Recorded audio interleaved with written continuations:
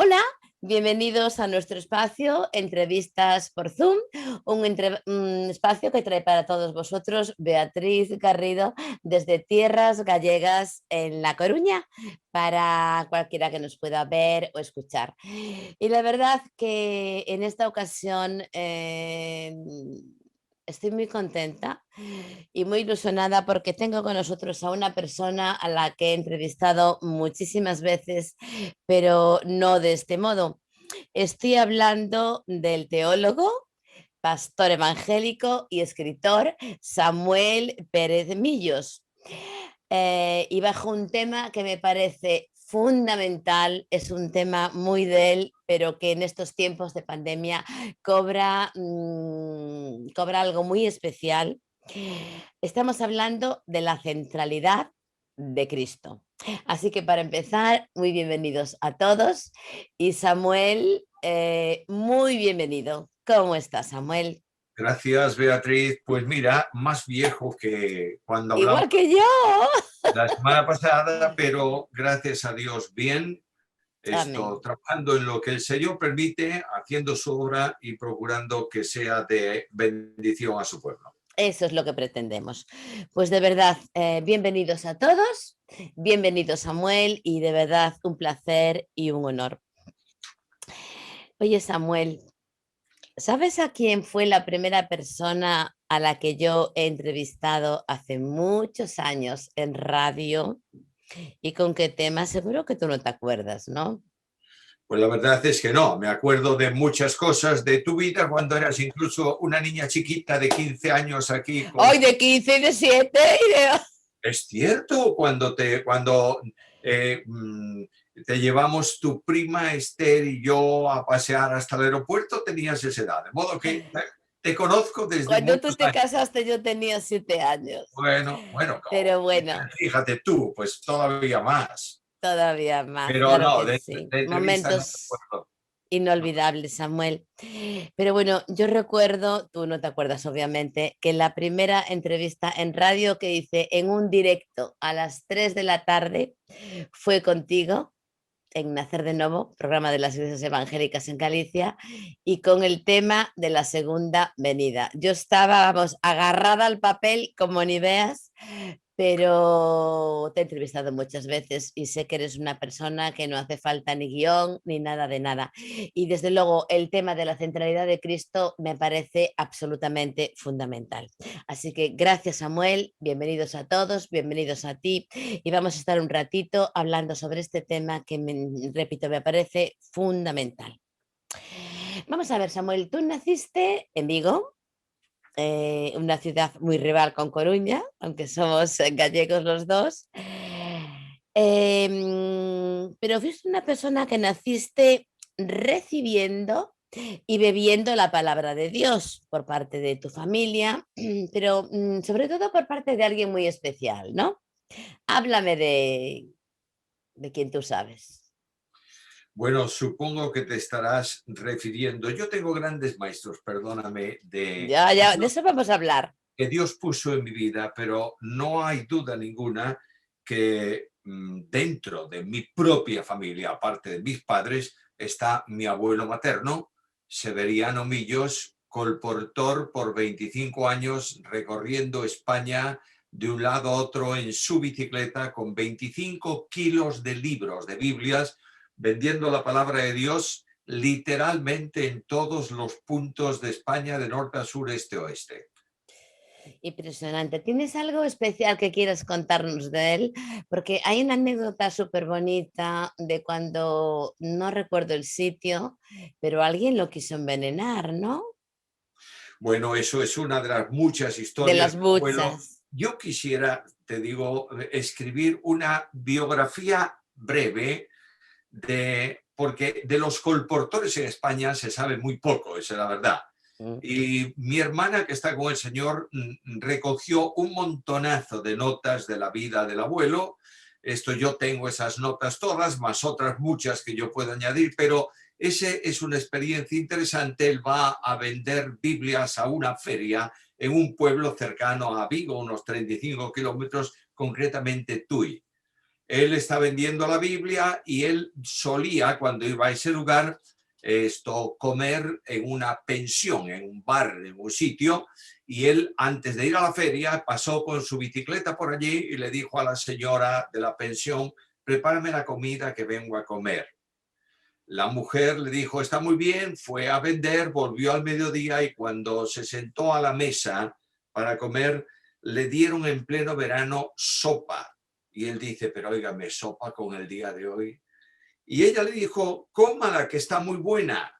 El hombre tomó la sopa, se sintió muy mal, tomó su bicicleta, se vino a Vigo, pero antes le dijo a la señora: mire, yo he venido a hacer una labor aquí, si no la he terminado volveré, si no. Fue a su casa, llamaron al médico, el médico lo examinó y le dijo: mire, este es un envenenamiento con estrinina, todo el cuerpo lleno de hematomas, etcétera, etcétera, etcétera. Y le dijo a la familia: este hombre en 2 o 3 días, como mucho, muere, de modo que cuando entre en coma y pierda la consciencia, preparen la ropa porque al otro día hay... Bien, toda la familia esperando. Pasó, esto fue un lunes, pasó martes, miércoles, jueves, sábado, domingo. Y el lunes a primera hora de la mañana, el abuelo abrió los ojos y le dijo a mi abuela: prepárame el desayuno que tengo hambre. La mujer llamó al médico, el médico vino y dijo: esto es imposible, no hay nadie que pueda justificar una operación de este tipo, de sanidad, de esta manera.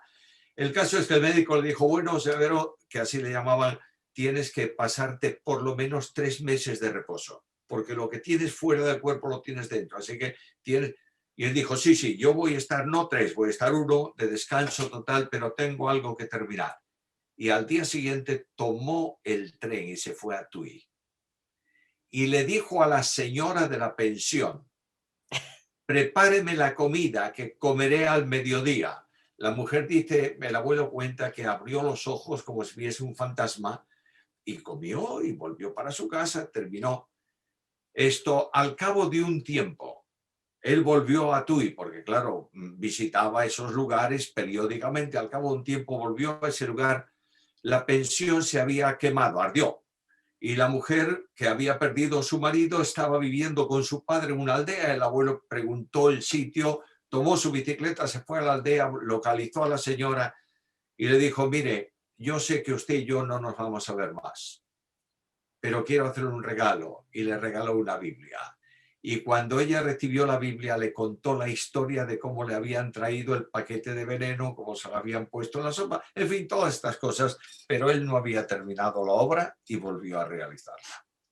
Bueno, impresionante, Samuel. Yo conocí esta historia, pero quería que la pudieras compartir con toda la gente que nos puede ver y escuchar, porque es precioso. Hubo muchos hombres que hicieron muchísimo y que muchas veces han sido ignorados y tapados por otros nombres como, entre comillas, más grandes. Así que tú has crecido, para empezar, con tu familia y tu abuelo Don Severo Villos. Pero luego tú has tenido maestros muy grandes. Supongo que después de ahí, si voy por orden cronológico, puedo hablar de Edmundo Woodford en su momento, pero luego pasa por ahí, pasado el tiempo y muchas cosas, Francisco La Cueva, creo que ha sido tu gran maestro. Y luego en un tiempo, tú me dirás cuándo, porque yo ya me pierdo aquí, yo era muy jovencita, ha habido en la iglesia de Pimargal, en aquel entonces, antes General Aranda, todo por memoria histórica, tuvisteis como una especie de seminario donde iba gente que ahora voy a nombrar, pues muy reconocida. La mayoría de ellos venían de Dallas, luego o sea, han hecho otros institutos bíblicos, pero te puedo dar nombres como el doctor Carballosa, licenciado en Historia y en Teología, que estudió en el Seminario Teológico de Dallas, Pablo Lauri, alguien como el doctor Pentecost. Es decir, háblame un poquito de eso, porque esa fue una época estupendísima, ¿no? ¿Cómo iba esto? Bueno, voy a empezar por donde tú comenzaste. Para mí, una persona a la que admiro cada vez más, y como siempre las personas que tú admiras, te das cuenta que no las has aprovechado lo suficiente. Pero una persona admirable en todos los sentidos fue el pastor de nuestra iglesia, Edmundo Woodford. Él me enseñó un montonazo de cosas, me abrió la mente hacia el estudio bíblico. Él siempre tenía una clase bíblica para jóvenes. Yo asistía a esa clase y además de hacer trastadas de joven, escuchaba lecciones importantes de un hombre que manejaba la palabra tremendamente. Pero lo que yo he aprendido específicamente de ese hermano querido es el corazón pastoral. Solamente menciono dos cosas para que los que están viendo y oyendo se den cuenta de esa capacidad pastoral. Yo como niño pequeño, adolescente o preadolescente, un día hice una travesura en la iglesia. ¿Quién no las iba a hacer si yo vivía ahí? Y se enteraron, claro, me aplicaron la correspondiente disciplina o correctivo, etcétera, etcétera, etcétera. Y un día saliendo de la reunión de la mañana ahí por el medio del pasillo, viene uno de los ancianos de la iglesia y me dijo, ¿tú hiciste esto? Y yo le dije, sí. Me dijeron que lo hiciste, sí, sí, lo hice. ¿Y tú eres salvo? Y yo le dije, pues yo creo que sí. No creo yo. ¿Por qué un salvo no hace esto? A un niño de 13 años no le permitió dormir esa noche. Y por la mañana, en la puerta de la casa, el pastor don Edmundo Woodford me dijo, Gracias por el don, porque hoy se le quita el don a todo el mundo. bueno, Y un siervo de Dios para mí como es, aquellos. si yo tuviera que darle un calificativo, le daría excelencia, por lo menos. Pero ahí estaba don Edmundo. Me dijo, ¿vas para el colegio? Sí. ¿Puedo ir contigo un ratito? Y ahí viene caminando conmigo.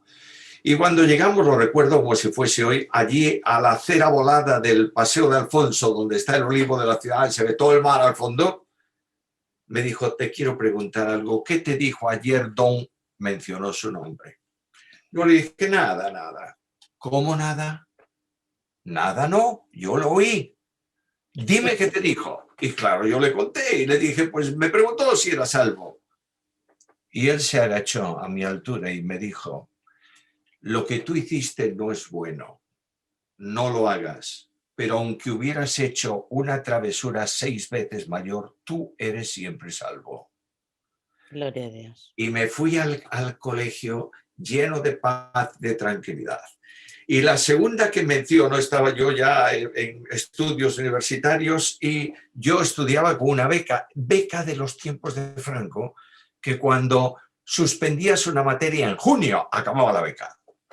Tú no podías, bueno, y yo estaba cerca de exámenes y entonces el martes no fui al culto de oración y el jueves no fui al culto de estudio. Y el lunes siguiente, cuando voy a entrar en el hall de la escuela de la universidad, ¿quién está en el hall? Don Edmundo. Y me dice, buenos días, Samuel, ¿qué estás muy...? No te vi el martes. No, mire, le cuento los exámenes, tampoco te vi el jueves. No, pues la verdad es que es lo mismo.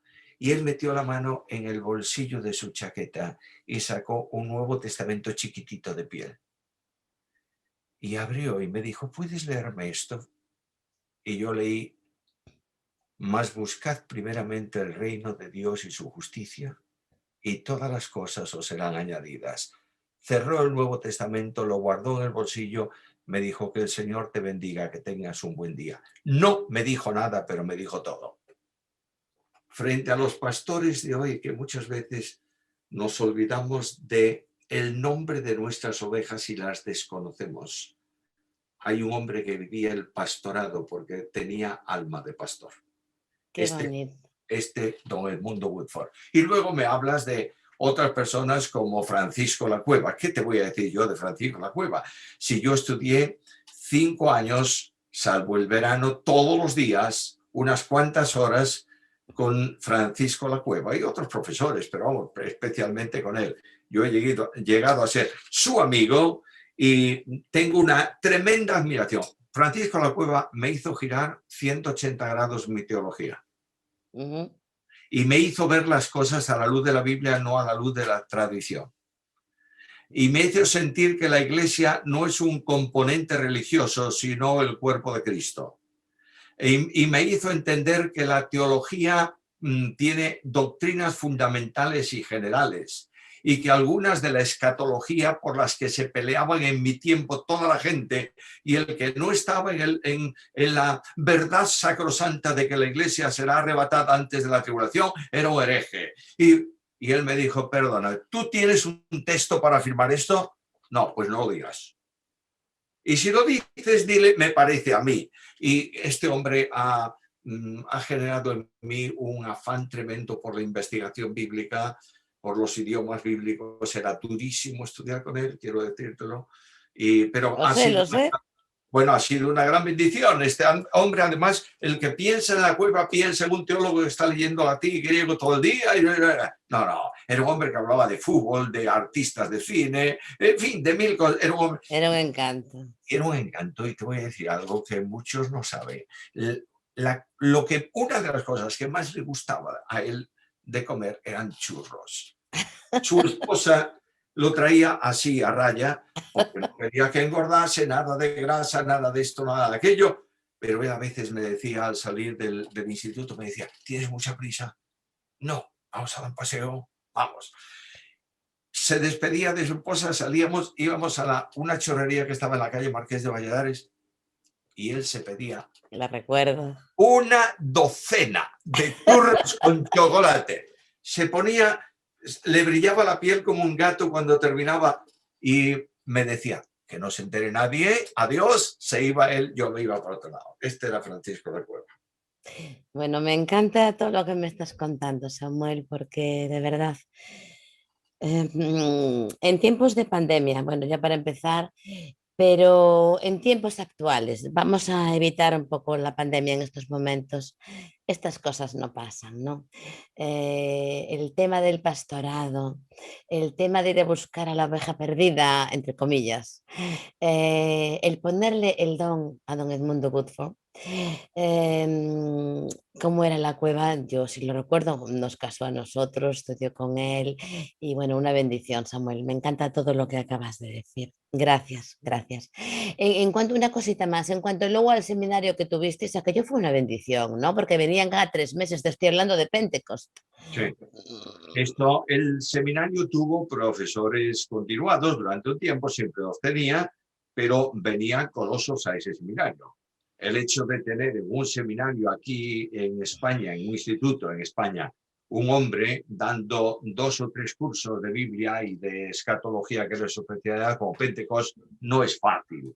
El tener a Carballosa, colega, compañero de ministerio y muchas cosas más, tampoco era excesivamente fácil. Y por aquí pasó una generación de personas que han sido preparadas para servir al Señor, y más que nada procurando llevar a la práctica lo que la Cueva especialmente decía: no estudiamos la Biblia para saber más de la Biblia, sino para vivir conforme a la Biblia. Amén. Vamos a ver, Samuel. Antes hablábamos te conocí con 15 años. A ver, Samuel, que cuando tú te casaste con Esther, yo tenía 7 años. Bueno, No te, no te me columpies, a ver, la gente. Yo me acuerdo de vuestra boda perfectísimamente. Era mi prima mayor, me lleva mucho, pero recuerdo hasta las fotos que le sacaron en casa. Recuerdo vuestra boda. Uf, aquello era la primera prima que se casaba y todo precioso. Samuel, tú eres una persona a la cual el Señor cargó de muchas cosas buenas, evidentemente luego, o sea, empezando por tu abuelo y siguiendo por todo lo demás, pero Él puso en ti mucho, ¿vale? Puso conocimiento bíblico que ya te ha venido dado, pero también tienes una homilética fantástica, una capacidad de comunicación fantástica y tal vez tú te refieres a los 15 años, aunque yo creo, con los 15 años me bauticé. Luego digo una cosa muy bonita, si me acuerdo, de mi bautismo en relación a vosotros. Pero yo tendría unos 12 cuando tú yo eras, a ver, eras invitado a muchos lados, no eras obrero aún, pero eras una persona muy reconocida. Y la primera recuerdo consciente que tengo de escucharte una predicación y entender un poquito, yo tendría unos 12 años, fue en la iglesia de Ares y yo no entendía demasiado, pero tú tomaste un tema que hoy me parece fantástico retomarlo. Fuiste a Romanos 12 y hablaste de renovaos en el espíritu de nuestra mente. Reconozco que yo no me lo pillé todo, tenía 12 años. Em, ¿Por qué tomaste aquel tema en aquellos tiempos? Porque aquellos tiempos en asambleas de hermanos Galicia, madre mía, y tú vas y tocas este tema. ¿Qué es lo que querías transmitir? Bueno, primeramente quería transmitir lo que la Biblia dice, Bien. primeramente, lo que Dios dice a su pueblo, no desde una posición dogmática, no desde una posición de grupo denominacional, sino desde lo que la Biblia dice. Y una de las demandas del Espíritu de Dios por medio de Pablo es precisamente que el creyente tiene que ir renovándose continua y permanentemente, porque entre otras cosas Dios asigna como destino definitivo, como predestinación para el creyente, que seamos hechos conformes a la imagen de su Hijo. Ujú. Y como quiera que la mente, la parte espiritual de la abundancia del corazón habla la boca, necesita renovarse continuamente a la luz de la Biblia para que la vida del creyente cambie, no se ancle en tradiciones y en sistemas, sino que avance un paso más. Y no hay duda ninguna que en mi historia, en mi experiencia con el grupo queridísimo de iglesias de asambleas de hermanos, pasaron un tiempo en que tal vez por influencias procedentes del otro lado del charco y especialmente del Canadá, se radicalizaron de tal manera que las iglesias no tenían libertad en Cristo y todo era norma y formas y tal, y el que no estaba en la norma estaba fuera de la norma. Y claro está, pues yo quise aquel día dar una panorámica de lo que se requería urgentísimamente en Galicia, que era que dejásemos de hablar de lo que pasó hace unos años y comenzásemos a ver el presente y el futuro desde la óptica bíblica. Pues la verdad que el Señor te iluminó, porque estamos hablando de hace muchos años, ¿eh? Samuel, el tema que hemos escogido para hoy, yo te he pedido a ti, dame el tema que tú quieras, es la centralidad de Cristo. Vamos a ver, Samuel, vivimos épocas complicadas. Por un lado, hay gente que se radicaliza, como tú has dicho, en denominaciones, en historias, en mi sana doctrina. A mí me hizo mucha gracia que siempre oí hablar, pues en o mi iglesia o las parecidas, la sana doctrina, hasta que un día escuché una predicación de unos hermanos que no tienen nada que ver y decían, hermanos, volvamos a la sana doctrina. Quiero decir, cada cual toma la sana doctrina según, según sea. Y esto es tremendo, ¿no? Yo te escuché decir muchas veces algo que me pareció fantástico.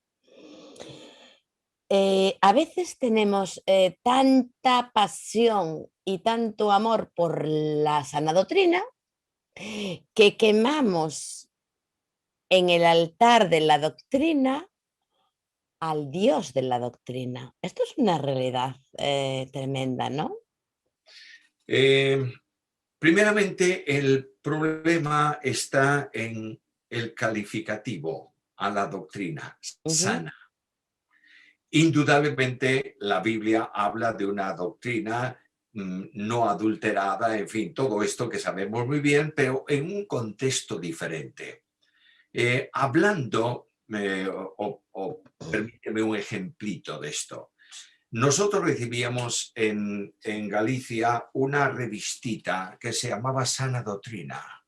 Sana Doctrina venía de la Argentina, la mandaba un hermano, no voy a mencionar su nombre, y yo, adolescente, recibí de don Edmundo Woodford la encomienda semanal de ir a correos con el papelito a buscar la revista. Venía un taquito y la traía, yo se la daba, él abría, la preparaba y el domingo me la bajaba y me decía, toma, para repartir a los suscriptores. Y yo, que era un pequeñajo, estaba repartiendo allá.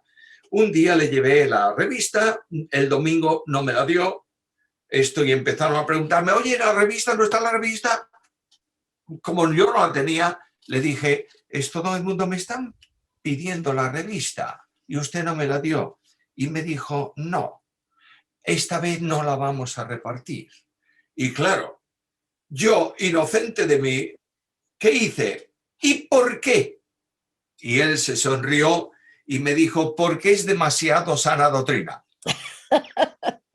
Y ahí quedó la revista. ¿Qué habrá dicho esa revista? No lo sé. Pero la sana doctrina, en la comprensión de algunos, no es la doctrina de la Biblia, es la doctrina que favorece el sistema, que te ancla en la forma de entender las cosas tuyas, que obliga a la gente a vivir como tú quieres que viva, no como la Biblia dice, a ser estrictos y rígidos, de manera que la vida cristiana de este tipo de personas de sana doctrina es no vayas, no gustes, no uses, no toques, es un no continuado, cuando la vida cristiana es un sí permanente, porque Cristo vino para que tengamos vida y Vida en abundancia. para que la tengamos en abundancia. Y Cristo era un hombre social, estaba en una fiesta social de su tiempo como era una boda. Cristo comía invitado no por ortodoxos, sino por heterodoxos de su tiempo, los publicanos y los pecadores.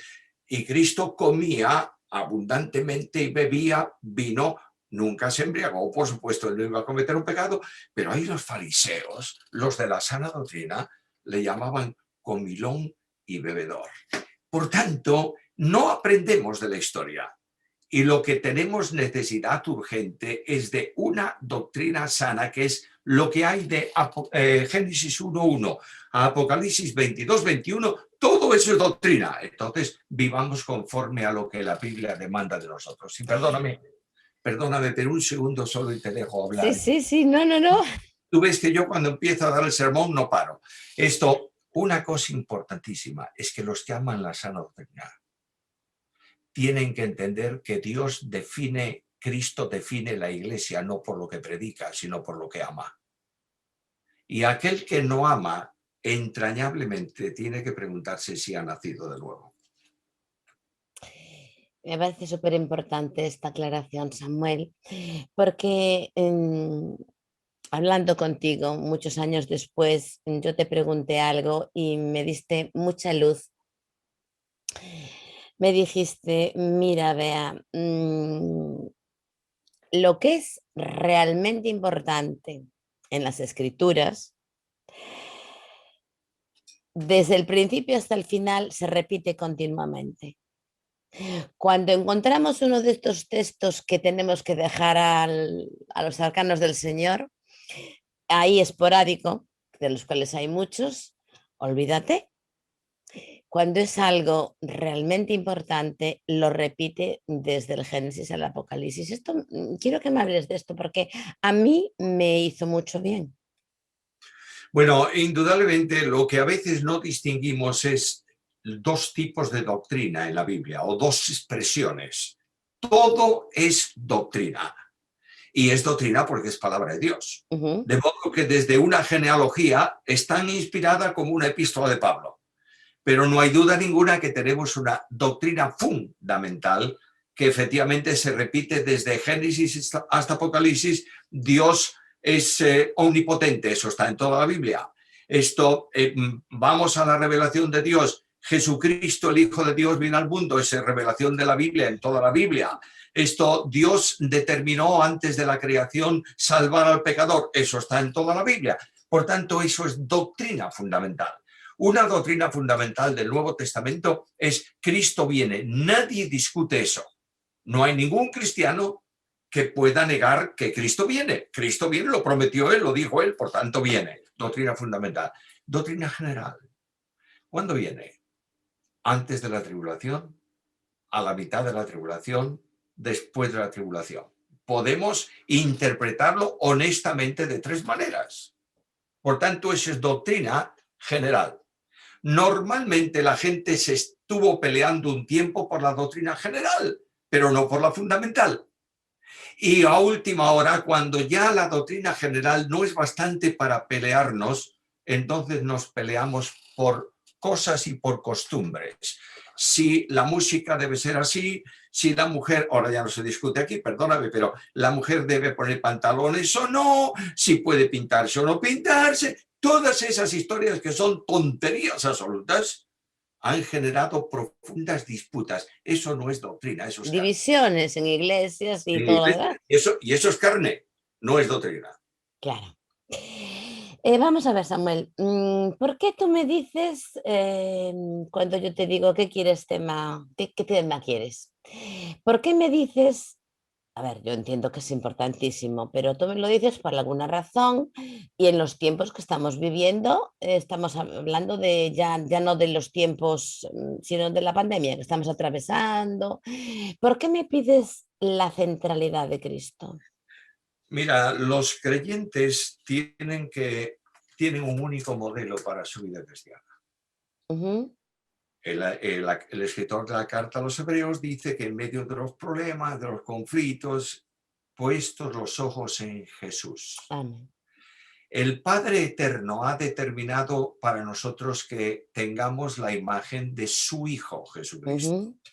El Espíritu Santo, el vicario de Cristo, esto reproduce el carácter de Jesús en nosotros, el fruto del Espíritu. El Señor Jesús dijo que cuando el Espíritu viniera, tomaría de lo suyo, de lo de Cristo, nos lo haría saber. La centralidad de vida eterna está en Cristo. Nosotros hemos sido puestos en Cristo para que tengamos vida eterna. Y si Él es el hombre perfecto que marca pisadas de hombre para que yo pueda seguirlas, la centralidad de Cristo es absoluta en la vida cristiana. Pero hay algo más. Yo voy a hablar a los jóvenes hoy, a los adolescentes, y les voy a decir, tenéis que ser buenos chicos, no podéis pasaros de la raya con las compañeras de colegio o con las de la iglesia, porque esto es pecado, porque no. Cuando termino esa reunión, no han aprendido nada, porque eso lo saben todo. Yo no tengo que hablarle de pecados puntuales, tengo que presentarle a Cristo y decirle, mira, te voy a dar una guía para tu vida cristiana en 2 puntos, no necesitas saber más. Primera cosa, lo que tú estás haciendo, ¿puedes decir gracias, Dios mío, por lo que estoy haciendo y te alabo por lo que hago? ¿No lo puedes decir? No lo hagas. Segundo, pregúntate, ¿Cristo lo haría si estuviera en tu lugar? No, no lo hagas tampoco. Luego, Cristo es el centro absoluto de la Biblia, de la interpretación de la Biblia, de la expresión de Dios, del modelo de vida cristiana, del poder para la vida cristiana. A veces algunos se pierden por ahí con el tema del Espíritu Santo, creyendo que es el que da el poder de una forma especial, su poder. No, el Espíritu Santo no da su poder al creyente, da el poder de Cristo. Y Pablo no dice todo lo puedo en el Espíritu, dice todo lo puedo en Cristo. Claro, lo que no hay que olvidar es que yo no vivo a Cristo, sino vivo en el Espíritu, eso está claro. Y que el Espíritu Santo, el Dios Santísimo, tercera persona de la Trinidad, está operando en cada uno de los creyentes para reproducir a Cristo. Por tanto, la dependencia de la Iglesia, de la persona del Espíritu Santo, es vital, es necesario. Y es uno de los grandes ignorados de la Biblia para los creyentes de hoy. Y es objeto, lamentablemente, de polémicas y de riñas. entre unos y otros por las obras y las acciones del Espíritu. Eso es otro tema, pero esencialmente Cristo, solo Cristo, nada más que Cristo. Me encanta. Ahora, Samuel, ¿qué implicaciones tiene lo que me acabas de decir? La centralidad de Cristo, podríamos hablar de la centralidad de la cruz, que es ligeramente diferente el tema, pero ¿qué implicaciones tiene? Porque es que aquí hay mucha confusión. Bueno, implicaciones es muy sencillo. Si yo a veces cantábamos ahí un cántico semimoderno, oye, paréntesis, una de las cosas que yo siento mucho es el contenido de letra de las canciones modernas. Hay algunas que son fantásticas, ¿eh? Hay canciones modernas con un contenido colosal, pero no todo. Casi siempre es repetir 65 veces la misma frase y ahí terminamos. Bueno, esto es un gusto personal. Pero a donde yo quiero llegar con esto es que no hay posibilidad de realizar ningún progreso en la vida cristiana que no tenga que ver con Jesús. Y el apóstol Pablo habla de que no podemos alcanzar esos niveles, esas cotas en la vida, pero proseguimos al blanco. Por tanto, Cristo tiene que estar permanentemente en nuestra vida y entender que Él es el Señor, si realmente lo aceptamos como tal. Has hablado de la pandemia. ¿Cuánto se ha hablado de la pandemia? Que si es la plaga del apocalipsis, que si es no sé qué, no sé cuánto. Yo estoy convencido de que en la pandemia Dios ha dicho a este mundo, estoy aquí, ¿eh? Esto porque un bichejo chiquito que no se puede ver sino al microscopio ha parado la economía más grande del planeta.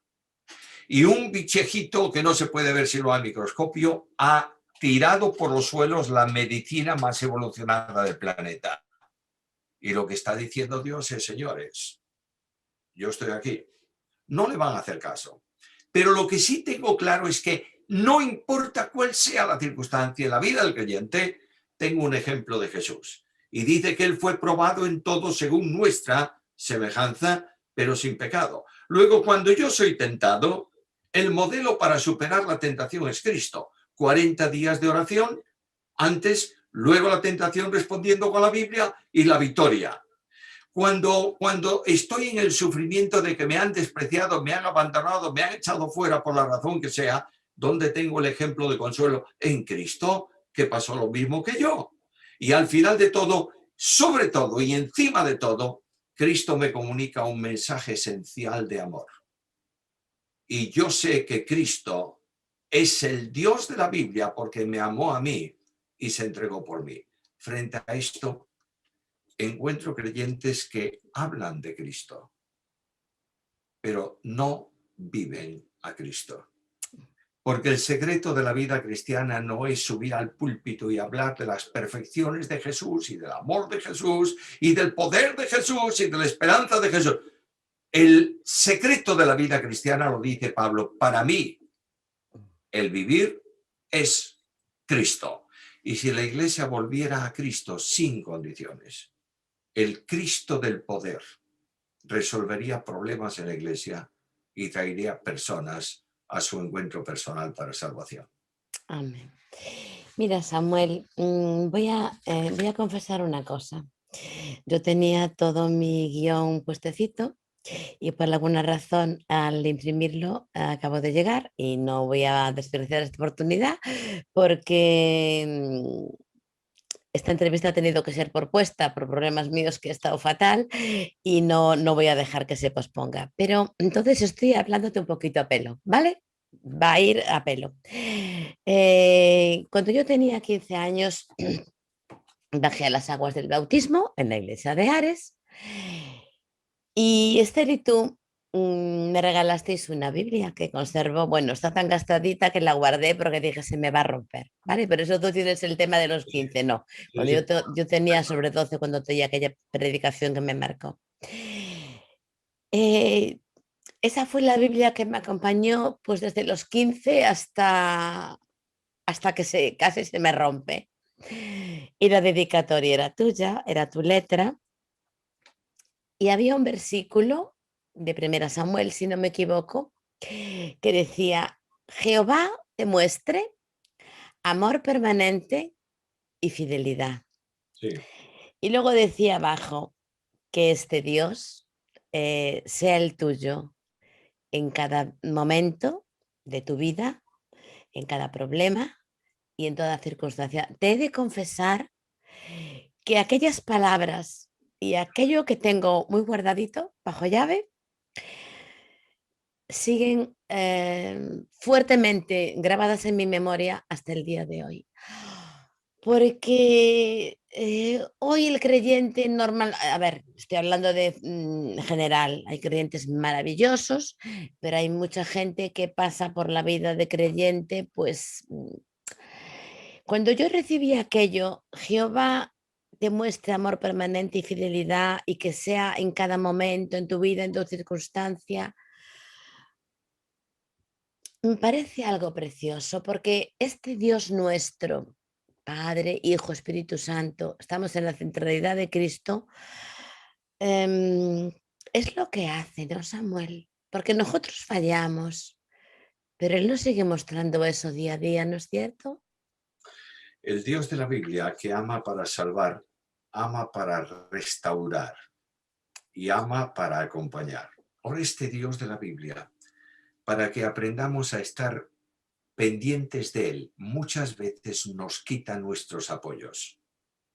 Hace un tiempo, bastante, yo salía de la casa donde vivía, en Gran Vía, y atravesando allí una de las calles hay un parquecito y allí estaba un niño con un coche eléctrico de estos y un mando, y el coche para aquí y para allá, y el padre le estaba diciendo no sé cuántas cosas, y el niño ni caso con su coche, y entonces el padre se acercó y le sacó el mando, y el niño reaccionó inmediatamente, él quería su mando, y su padre le dijo, no tienes mando hasta que no me prestes atención. A lo largo de mi experiencia, y quiero hablar de un poco en forma experimental de ese versículo, a lo largo de mi experiencia, Dios me sacó muchas cosas para que prestase atención a su persona y no a sus perfecciones. A veces hablamos de la omnipotencia de Dios, es que tenemos que hablar de Dios. Y este Dios que ama permanentemente porque nos ama, quiere acariciarnos en nuestras lágrimas, Amén. consolarnos en nuestras miserias, apoyarnos en nuestras circunstancias difíciles y decirme, debajo de mis alas está seguro. Y yo pienso tantas veces en ese versículo y digo, cuando el turbión violento de la vida viene, me escondo bajo las alas y tengo calor. Cuando las dificultades y el sol ardiente de las pruebas me azotan, me meto a la sombra de esas alas y tengo paz. Y cuando tengo que superar un obstáculo insalvable para mí, subo sobre esas alas y puedo alcanzarlos.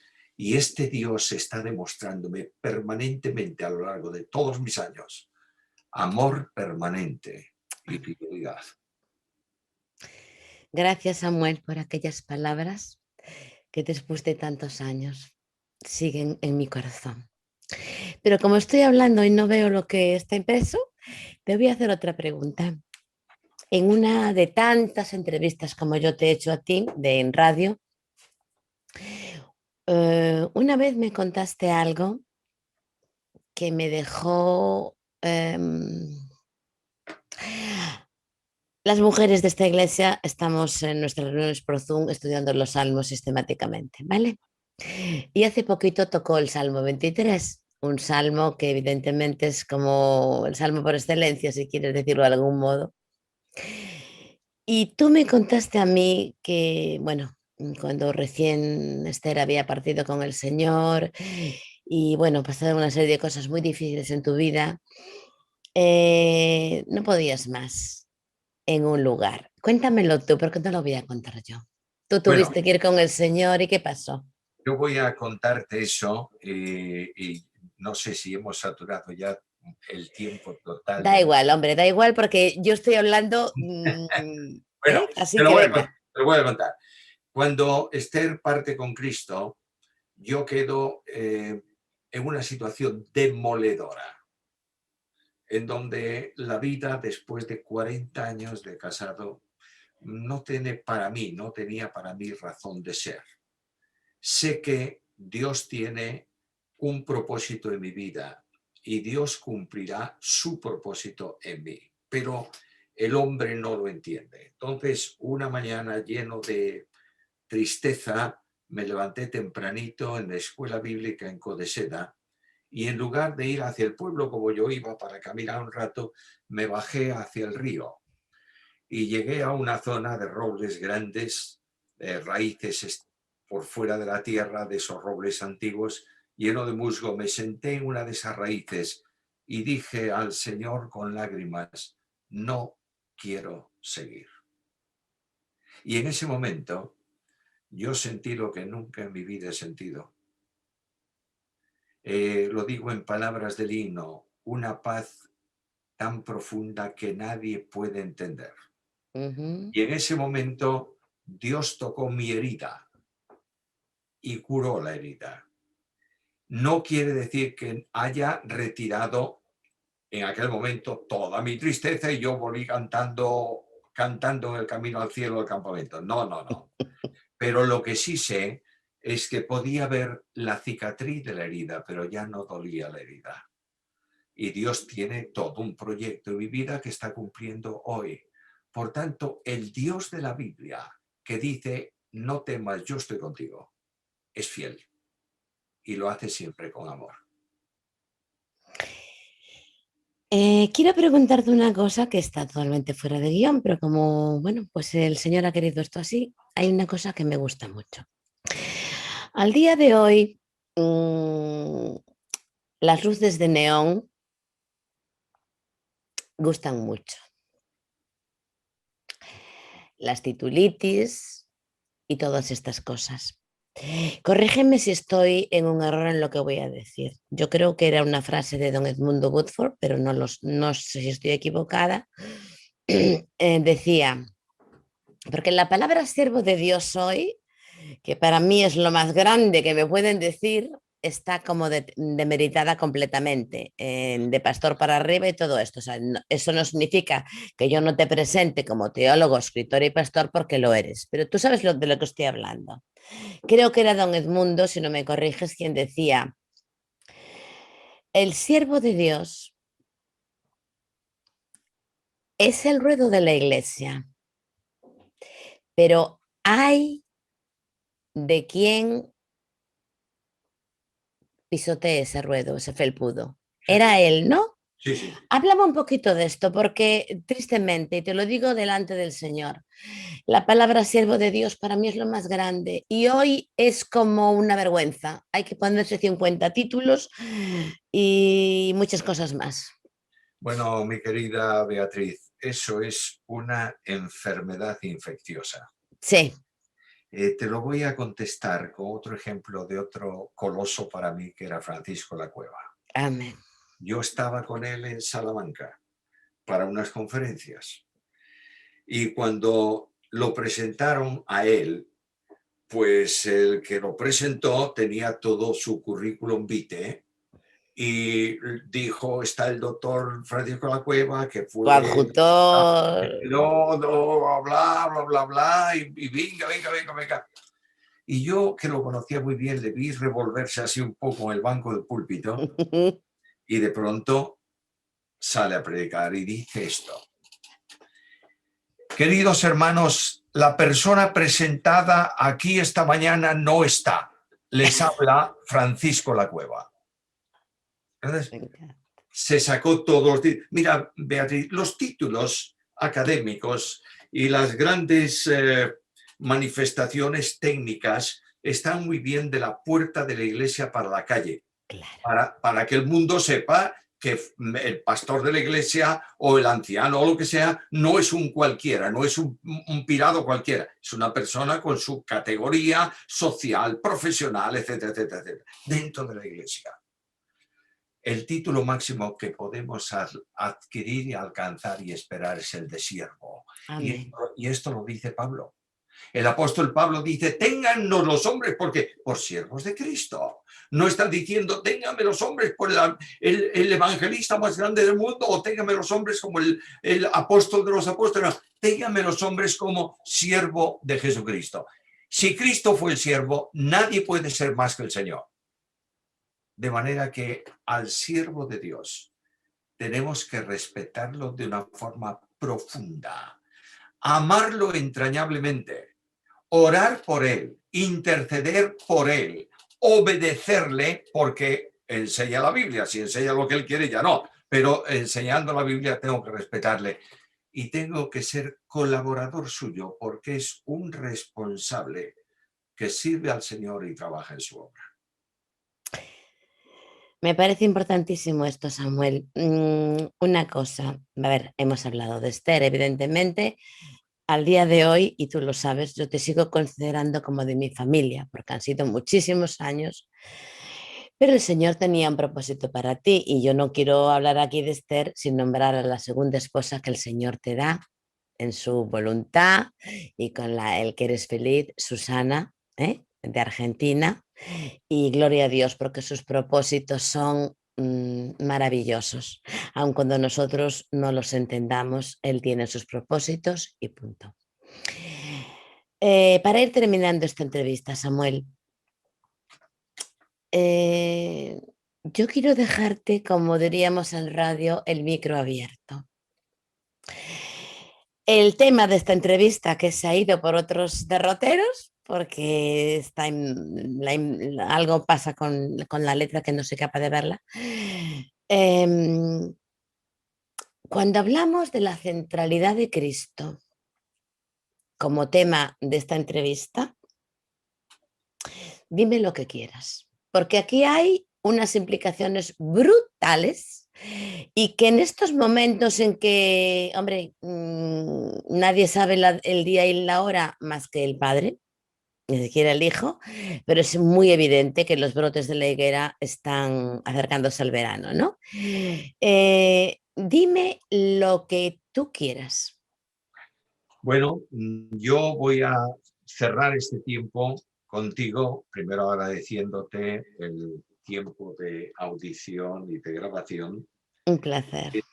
pero quiero dejar con todos el texto favorito de toda la Biblia para mí, que está en mis cartas, en mi página web, en todo. Para mí, el vivir es Cristo. Y Amén. cuando yo veo ese texto, me doy cuenta que hay tres cosas en él sobre la vida. En primer lugar, Cristo es la razón, o mejor dicho, la causa de la vida. En él estaba la vida. Si alguien está viéndonos hoy y no tiene a Cristo en su vida, no tiene la vida. De manera que es una invitación para todos aquellos que están sin la seguridad de Cristo, para que en donde estén se acerquen por fe al Señor y le digan, Señor, tú que eres la vida, quiero que hagas vida en mi vida y que vengas a mí. Te recibo como mi Salvador personal. E inmediatamente que esto se produce, la vida eterna de Dios en Cristo viene a ser la experiencia de vida de esa persona. Pero Cristo no solamente es la razón de la vida o la causa de la vida, sino el momento de la vida. En nuestro peregrinar diariamente está a nuestro lado y la promesa suya es admirable. Yo estoy con vosotros todos los días hasta el fin. Levanto mis ojos por la mañana, Jesús a mi lado. Camino en un camino difícil, en un tránsito de senda empinada, Cristo me da la fuerza. Llega el momento de las lágrimas y Él se sienta a mi lado para ayudarme. En el momento en que me encuentro solo, Él me dice, no temas, yo estoy contigo. Y sobre todas las cosas, veo que al final del camino, la razón de la esperanza es Jesús. Porque no espero como ilusión absoluta lo que viene, es decir, el cielo, la calle de oro, las puertas de perlas, la paz de lugar, todo eso lo esperamos, sin duda ninguna. Pero la Biblia dice, Cristo es en vosotros esperanza de gloria. No perdamos, por favor, viendo lo que viene y lo que deseamos, no perdamos de vista la gloria de Jesús. Un cielo sin Cristo no es cielo. Por tanto, vivamos el cielo en la realidad de la tierra, viviendo en la gloriosa dimensión de la centralidad de Jesús en nuestra vida. Me encanta lo que acabas de decir. Y como hemos hablado mucho, y como siempre digo, porque claro, esto no sabemos a dónde va a llegar y bueno, pues son cosas que antes no podíamos hacer, pero tenemos que dar gracias a Dios por esto, ¿vale? Nunca sabemos quién nos va a escuchar. Yo he escuchado testimonios de gente que se ha apartado del Señor, hijos de pastores, vamos, en muchos años de comunicación he escuchado de todo. Entonces, no sabemos quién nos está escuchando. Una persona que no quiere saber nada de Dios, una persona creyente pasando por pruebas, eh, a quien sea que pueda llegar esto, háblame del Evangelio y háblame pensando en quien no sabemos qué está pasando y nos está escuchando, a lo mejor por una casualidad. Bueno, la sociedad de hoy, el mundo de hoy es el mismo mundo de siempre, en donde no hay seguridad de nada, no hay esperanza de nada, no hay soluciones a los conflictos íntimos por nada ni por nadie. La sociedad de hoy es una sociedad cada vez más desorientada. La rebeldía contra la realidad de Dios es evidente. Y a pesar de todas las advertencias que Dios está haciendo y de su presencia en la creación y en todo lo que hay a nuestro alrededor, el hombre clama, como dice el Salmo, no queremos que éste reine sobre nosotros, rompamos sus cuerdas, echemos sus coyundas. Dios no se disgusta en el sentido de enojarse como nosotros lo hace, pero hace una seria advertencia. Y la Biblia dice que sin Dios no hay vida, no hay esperanza, no hay aliento. Pero a veces el creyente ha tenido un tránsito complejo en la vida y hay a lo mejor un joven hijo, como tú dices, de pastores o un miembro serio de la iglesia que por años ha estado y tal vez, no importa por qué, sea la oveja extraviada o sea el pródigo que tomó en la mochila parte del tesoro del padre y se ha ido a la provincia apartada y está viviendo perdidamente. El pródigo olía a cerdo, porque permitidme la expresión de esta manera, era también un cerdo, en el sentido espiritual de la palabra. Pero este pródigo retorna en el camino de la andadura de retorno a Dios. Y el padre nunca le preguntó por qué lo hiciste. Simplemente le dio un beso y lo recibió en la casa. El Dios de la Biblia no exige disciplina para ser restaurado, exige confesión del pecado. Y exige decirle a él, Señor, te he ofendido, pero vuelvo a ti sin condiciones. Y recibirá el abrazo del Padre. Aquella canción de Marcos Vidal lo ilustra mucho. He despertado en el redil, no sé cómo. Y cuando él quiere decirle a Dios, mira, hice esto y aquello, lo único que recibe es esta palabra, no te preocupes, no ha pasado nada. Es el Dios de la gracia. Oh, si este Dios, Beatriz, estuviera en el púlpito de la iglesia y en el liderazgo de la iglesia, habría menos ovejas 100 caminando por el mundo. Y finalmente, decir a todos los hermanos, amigos, creyentes o no creyentes, Dios está invitándote de una forma simple hoy, a todos. Y Cristo lo dice en las palabras del Padre, venid a mí los que estáis trabajados y cargados, y yo os haré descansar. El descanso está en Él. De modo que esta es la invitación para que cada uno en nuestra necesidad retornemos sin condiciones a Jesús. Pues muchísimas gracias, Samuel, porque Dios lo ha querido así. Yo tenía mi entrevista muy elaborada y de repente el Señor me dice, pues no vas a ver, pero el Señor sabe por qué hace todas las cosas. Hemos tocado básicamente, no he querido salir de ahí, el tema de la centralidad de Cristo, la centralidad de su cruz. Hemos ido por muchos derroteros. Ha sido un encanto hablar contigo, Samuel, como siempre lo es. Quiero darte las más profundas gracias. Ha sido un honor. Te deseo lo mejor para ti, Susana, toda tu familia. Y bueno, esto ha sido entrevistas a través de Zoom por Beatriz Garrido, hoy con Samuel Pérez Millos.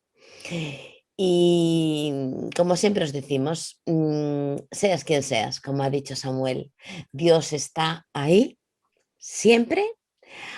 Puede que la gente no te entienda, te abandone, yo no sé tu situación o tus circunstancias, pero Jesús está siempre ahí a la distancia de una oración. Así que desde estas tierras preciosas gallegas, tanto Samuel en Vigo como yo aquí en Coruña, tierras en las que hoy luce un sol extraordinario y también luce por encima de todo el sol de la gracia de Dios. Nos despedimos de ti, seas quien seas, dando las gracias al Señor. Un fuerte abrazo para todos en el nombre de Cristo en estos momentos. Beatriz Garrido, Dios os bendiga.